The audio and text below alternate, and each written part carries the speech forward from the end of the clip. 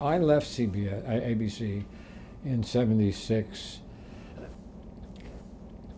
and so I was not part of bringing her over. Mm-hmm. I was part, because I came back to CBS to ABC rather, in '77 or '78, 78.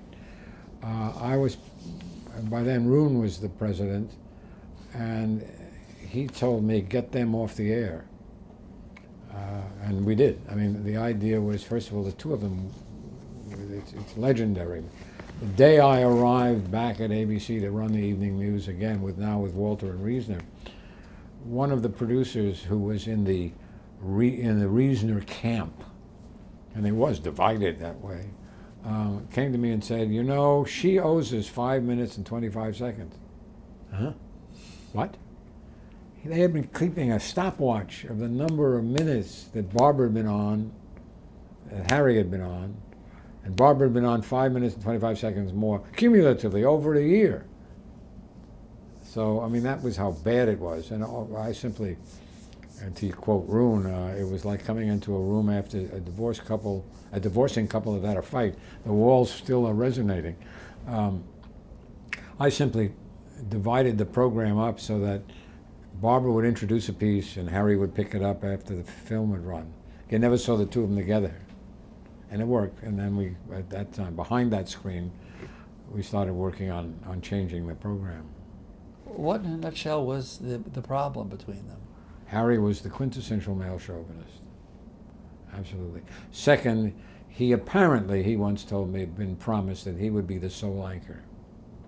He didn't need a co-anchor. Yeah. The fact that Barbara Walters was hired as anchor, the much publicized $1 million contract, was that an important landmark for women in broadcast journalism? Sure. Yeah, absolutely. I mean, I played a small role, both negative and positive, in advancing women on. There's no question that we were a male chauvinist system. And I remember specifically during the Vietnam War saying no to sending Marlene Sanders to Vietnam. I justified it by saying it was too dangerous. But subsequently, somehow I overcame that, and we did start sending women into combat areas and putting them on the air in dangerous or just normal journalistic situations. The fact that Barbara came over and got a big salary,